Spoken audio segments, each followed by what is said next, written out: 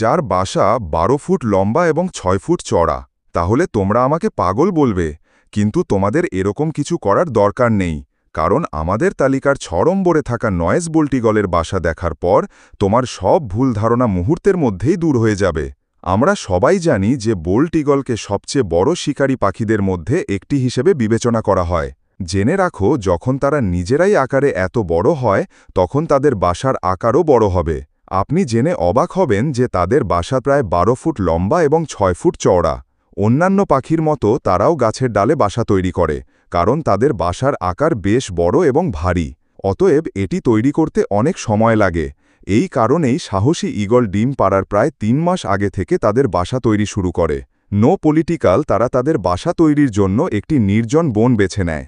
এরা বাসা বেছে নেয়, তাই সাধারণত এদের বাসা মানুষের চোখে পড়ে না। এদের সবচেয়ে বিশেষ দিক হল এই ঈগলরা মাঝে মাঝে তাদের বাসার আকার বাড়াতে থাকে, যার ফলে ধীরে ধীরে এদের বাসার আকার আরও বড় হতে থাকে। এটি আরও বড় হয়। এই ঈগলের তৈরি সবচেয়ে বড় বাসাটি ফ্লোরিডায় পাওয়া গেছে, যা প্রায় ২০ ফুট লম্বা এবং প্রায় ৩,০০০ কেজি ওজনের। এটা কি আশ্চর্যজনক নয়? 0723 পঞ্চম নম্বর ইউরোপীয় মৌমাছিটার বাসা জানে।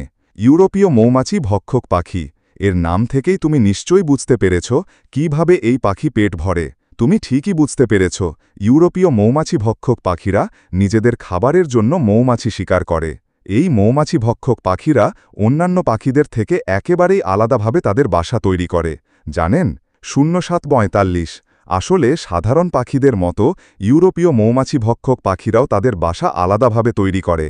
এরা গাছের ডালে নয়, বরং পাহাড়ের ধারে বা নদীর তীরে বালুকাময় মাটিতে গর্ত খুঁড়ে বাসা তৈরি করে। এই পাখিরা এত অদ্ভুত জায়গায় বাসা তৈরির কারণ হল তাদের জ্ঞান। তারা এমন জায়গায় থাকতে পছন্দ করে যেখানে বাতাস থাকে, কিন্তু এই শখের জন্য তাদের মূল্য দিতে হয়। কারণ বাসাটি ঠিক একটি গর্তের মতো হওয়ার কারণে সাপের মতো বেশিরভাগ প্রাণী সহজেই তাদের বাসায় প্রবেশ করতে পারে।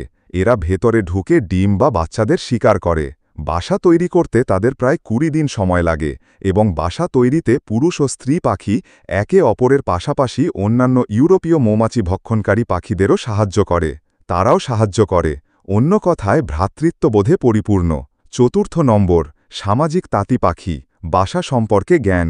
৪র্থ নম্বর পাখির বাসাটিকে নীড় না বলে জেলা বলা আরও সঠিক হবে, কারণ আফ্রিকায় পাওয়া যায় সামাজিক তাঁতি পাখি। তাঁতি পাখিদের বাসাগুলি কেবল বিশ্বের বৃহত্তম বাসাগুলির মধ্যে একটি হিসেবে বিবেচিত হয় না।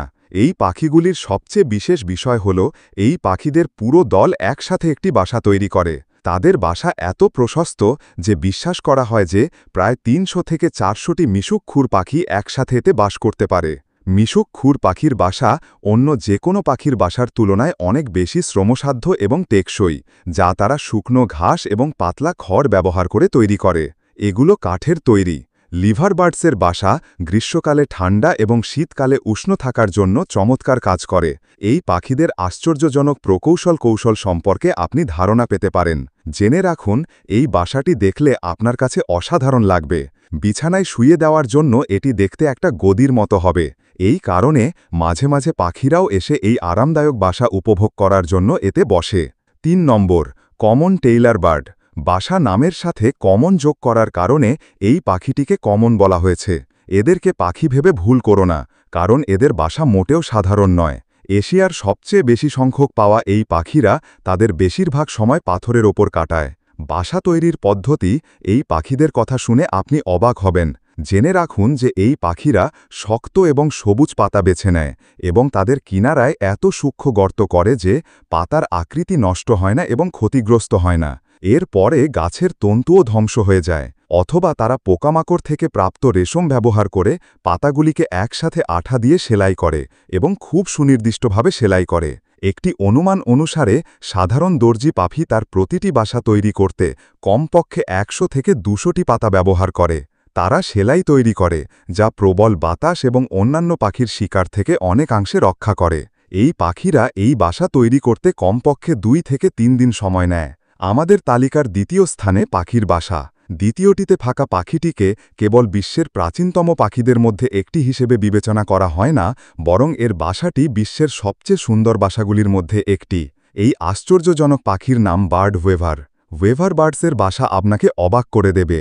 এদের বেশিরভাগই লম্বা ঢালুতে দেখা যায়। এরা বাসা তৈরির জন্য ঘাসের বড় পাতা ব্যবহার করে। বিশেষ বিষয় হল বাসা তৈরির দায়িত্ব পুরুষ তাঁতি পাখিদের কাঁধে। এই পাখিরা এরা তাদের বাসা এতটাই শক্তিশালী করে যে প্রবল ঝড়ও এর ক্ষতি করতে পারে না। স্পষ্টতই অম্বুজা সিমেন্টের মতো শক্তিশালী বাসা তৈরি করতে সময় লাগবে। এই কারণেই তাঁতি পাখিরা তাদের বাসা তৈরি করতে অনেক সময় নেয়। 3 থেকে 4 মাস সময় লাগে। প্রথমটি হল এলফ আউল বাসা। এলফ আউল, আমরা সকলেই জানি যে পেঁচা দিনে ঘুমায় এবং রাতে জেগে থাকে, এবং আমরা এটাও জানি যে পেঁচারা বেশিরভাগ সময় রাতে তাদের বাসা তৈরি করে।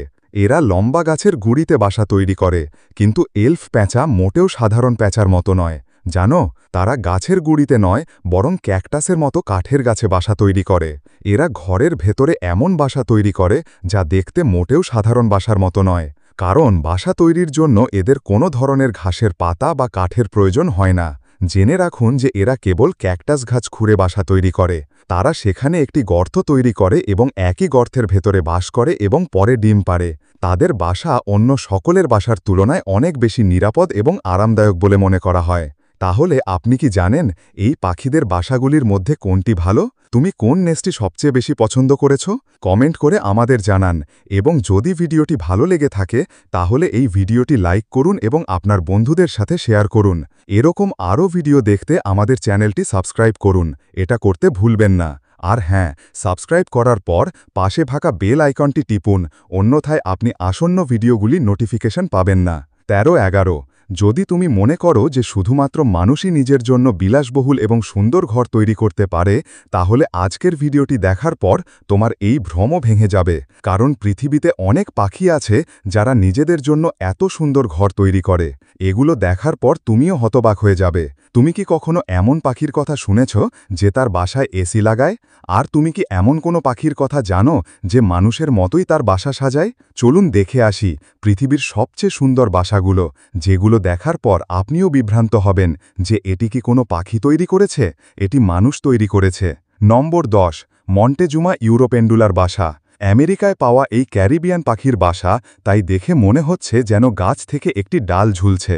সাধারণত এই পাখিরা মধ্য আমেরিকায় প্রায় 30 মিটার উঁচু গাছের ডালে তাদের বাসা তৈরি করে। এই বাসাগুলির দৈর্ঘ্য প্রায় 60 থেকে 180 সেন্টিমিটার পর্যন্ত হয়ে থাকে। এই আশ্চর্যজনক বাসা তৈরির জন্য এই পাখিদের শুকনো ঘাস এবং কাঠের প্রয়োজন হয়, যা খুঁজে পেতে তাদের খুব পরিশ্রম করতে হয়। এবং আপনি জেনে অবাক হবেন যে এই পাখিরা একটি গাছে 100টিরও বেশি বাসা তৈরি করতে পারে, আরও বাসা বানাতে পারে।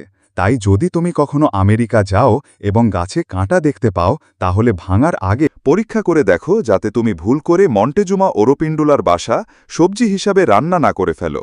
9 নম্বর, যখন আমরা পাখির বাসার কথা বলি তখন আমাদের চোখ সবসময় গাছের ডালের দিকে পড়ে, কারণ ছোটবেলা থেকেই আমাদের মনে গাছের ডালে বাসা বাঁধার একটি ছবি থাকে।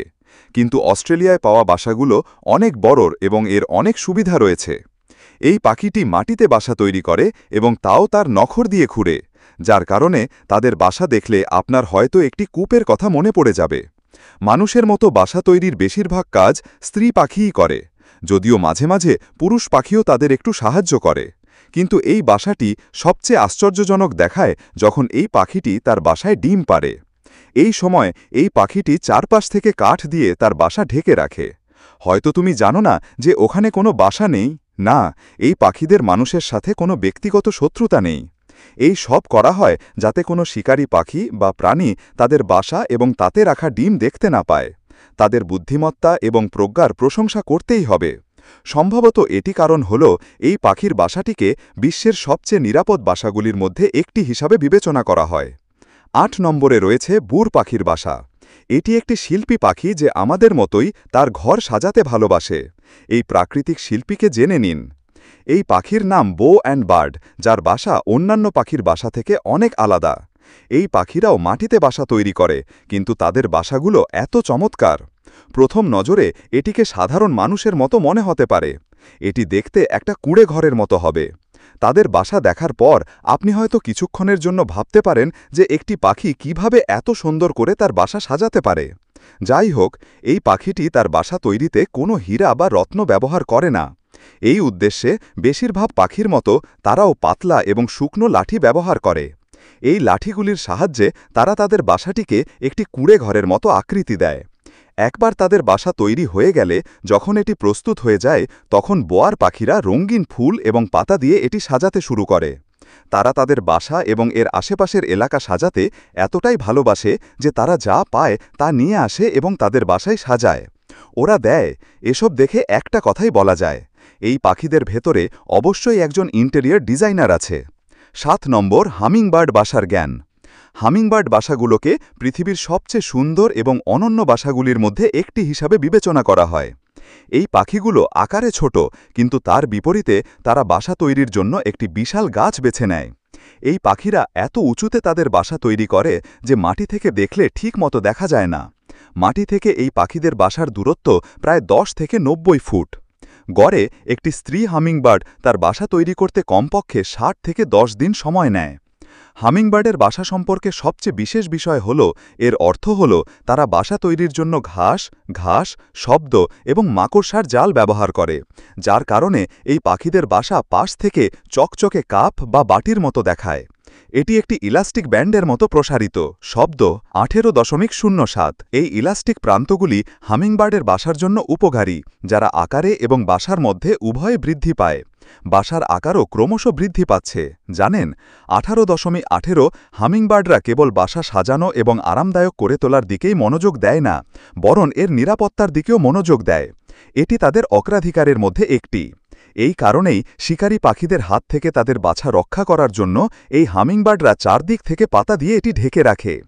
এই কারণে অন্যান্য পাখি বা প্রাণী প্রায়শই পাতার ভিতরে তৈরি বাসাটি লক্ষ্য করে, কিন্তু এরা উড়তে পারে না এবং এদের আকর্ষণীয় বাসাগুলো যেমন আছে তেমনই নিরাপদ থাকে। Number 6, bold eagle nest.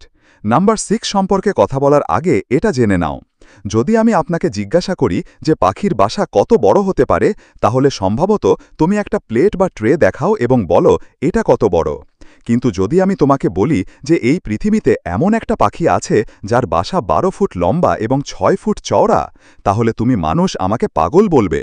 কিন্তু তোমাদের এমন কিছু করার দরকার নেই, কারণ আমাদের তালিকার 6 নম্বরে থাকা নোয়েজ বোল্ট ঈগলের বাসা দেখার পর তোমাদের সমস্ত ভুল ধারণা মুহূর্তের মধ্যে দূর হয়ে যাবে। তাহলে আমরা সকলেই জানি যে বোল্ট ঈগলকে সবচেয়ে বড় শিকারী পাখিদের মধ্যে একটি হিসাবে বিবেচনা করা হয়।